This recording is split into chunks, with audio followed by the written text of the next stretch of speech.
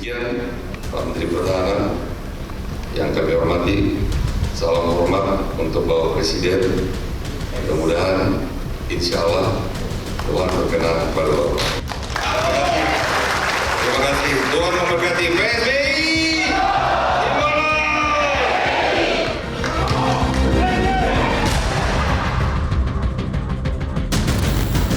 Kita bisa membaca lah, ya, secara jujur, secara objektif. Saya melihat figur itu ada di Pak Prabowo. Saya nggak ingin membanding-bandingkan.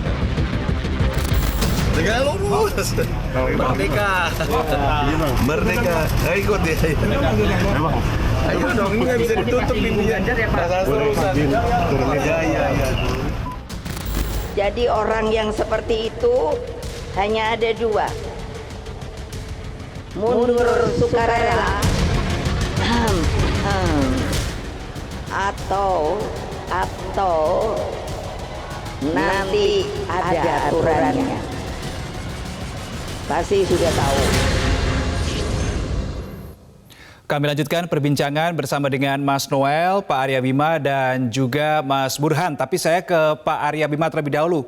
Pak Arya Bima, tadi Mas Noel mengatakan ini memaknai begitu ya, bahwa oke, secara pribadi Effendi Simbolon tetap akan ke Ganjar Pranowo, sosok capres yang didukung dan juga diusung oleh PDI Perjuangan. Tetapi di sisi lain akan tetap menjatuhkan pilihannya ke Prabowo Subianto, misalkan dengan menggerakkan Marga Simbolon berdasarkan keterangan Mas Noel tadi. Bagaimana Anda menanggapi hal ini?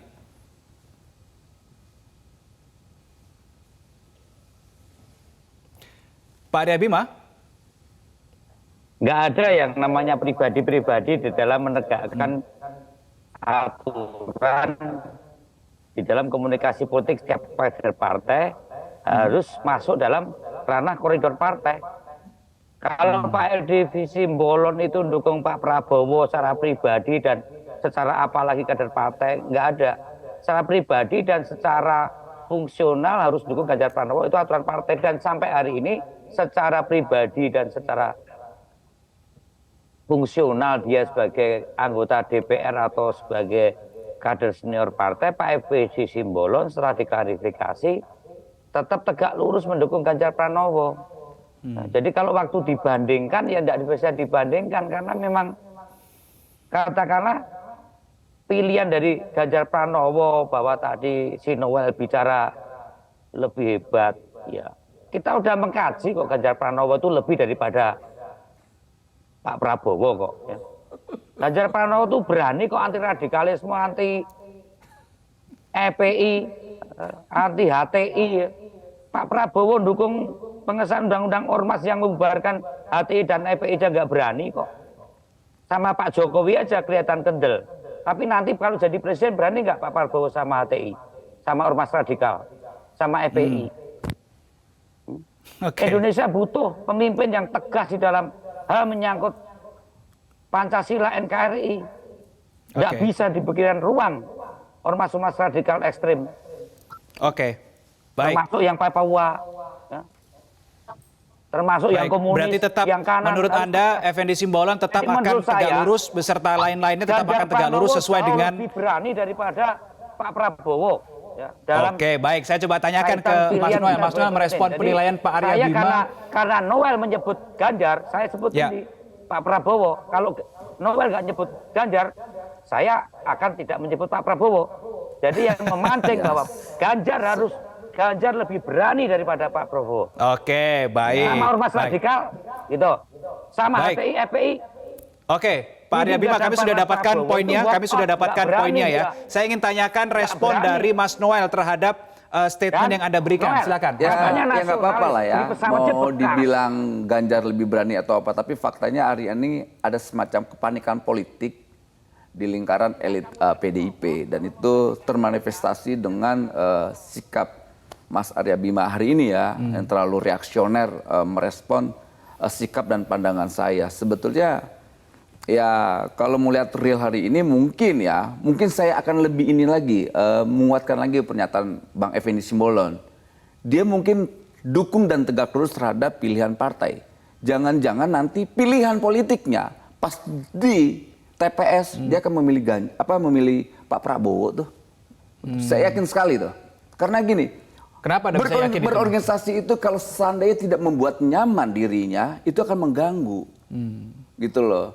Kan kadang-kadang ini ya apa ya, PDIP kan kadang-kadang terlalu reaksioner lah ya, reaksioner dalam menyikapi pandangan-pandangan orang atau pandangan-pandangan yang beda pandangan dengan PDIP. Kayak kemarin kawan-kawan saya dari Bara JP, Projo, sikap Mas Hasto sebagai sekjen langsung nyinyir atau sinisme politik. Di sisi lain sikap partai terhadap relawan itu selalu meng-underestimate, selalu merendahkan. Ini kan partainya semua tidak ramah terhadap relawan. Beda dengan Pak Partai Prabowo. mana yang Anda maksud? Kenapa? Partai mana yang Anda maksud? Yang ngusung siapa hari ini saya nggak mau menyebutkan, nanti ngamuk-ngamuk lagi. Oke. Pak Arya Bima ini senior saya ini, soalnya beliau ini. Oke. Jadi ya Oh enggak, menurut tadi saya kan nyinggung ya PDIP harus punya tanggung jawab dalam mengedukasi publik dalam berdemokrasi. Karena kita nggak mau politik kita cuman hanya pada satu pandang partai berkuasa, itu tidak baik. PDIP punya tanggung jawab moral secara politik, gitu loh, dalam mengedukasi demokrasi. Jangan sedikit-sedikit beda pandangan, ada sudut pandang yang berbeda, evaluasi, kan ngeri sekali. Ini partai demokrasi atau partai fasis? Gitu loh, ini bahaya buat demokrasi. Jangan sampai PDIP ini menjadi ancaman buat demokrasi kita juga. Saya kira kita tidak mau itu, gitu loh. Kita sepakat bahwa ya musuh bersama kita, musuh demokrasi, musuh NKRI, mereka yang melawan Pancasila, melawan NKRI. Jangan sedikit-sedikit beda pandangan langsung, wow, teroris.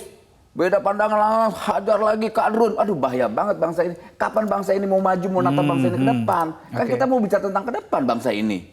Kuatkan aja demokrasinya, kuatkan aja gagasannya, jangan terlalu reaksioner dalam melihat sebuah persoalan.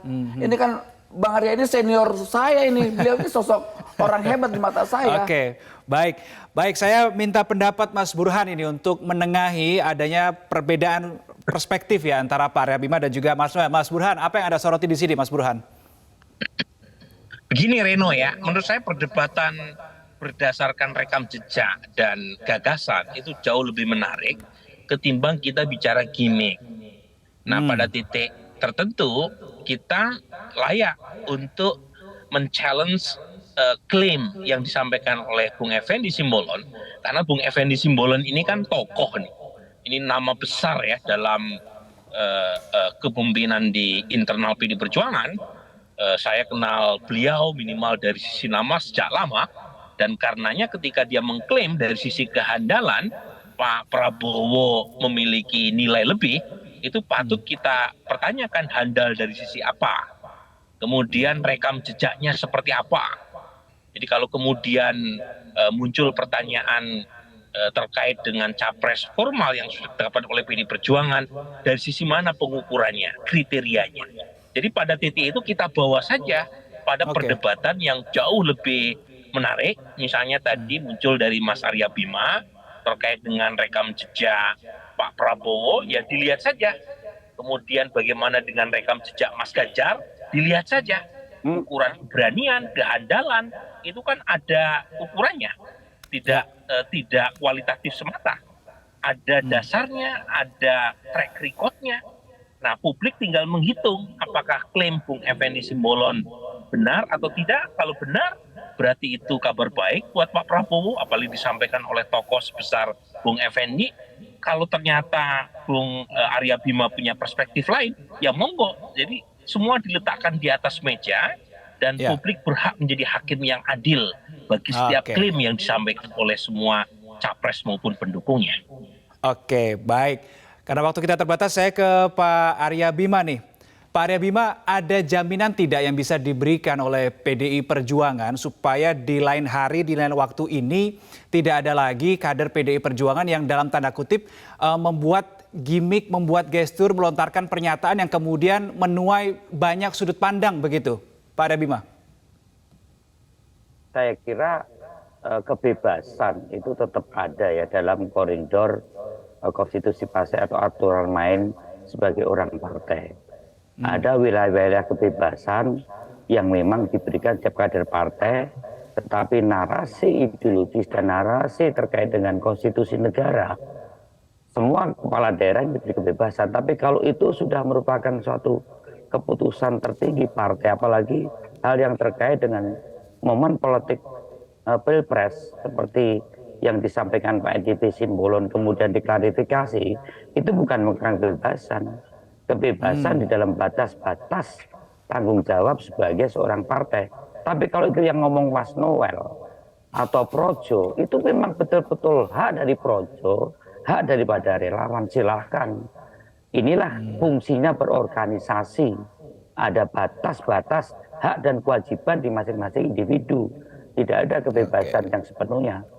Ya, apapun terkait dengan demokrasi dan kebebasan, karena muara kita adalah demokrasi yang substansial, yang tentunya substansi apa bagi kita adalah penegakan hal-hal yang menyangkut penguatan kita di dalam berpilpres dan berpileg itu adalah untuk memperkuat aspek NKRI, untuk penguatan Pancasila, dan tentunya untuk hal yang lebih penting adalah kesejahteraan. Jadi kebebasan-kebebasan yang tidak memberikan ruang penguatan pada itu, bahkan cenderung menjadi potensi-potensi konstruksi di dalam internal partai, pasti akan diklarifikasi.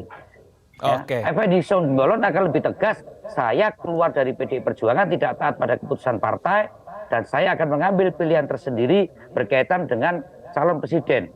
Ternyata tidak, Pak Effendi mengklarifikasi, tetap taat pada aturan partai, tetap taat pada calon. Nah itu menurut saya, inilah sadar politik dan sadar organisasi dalam kaitan kita berpartai, termasuk jadi di dalam intinya berdemokrasi dalam koridor konstitusi Undang-Undang Dasar kita.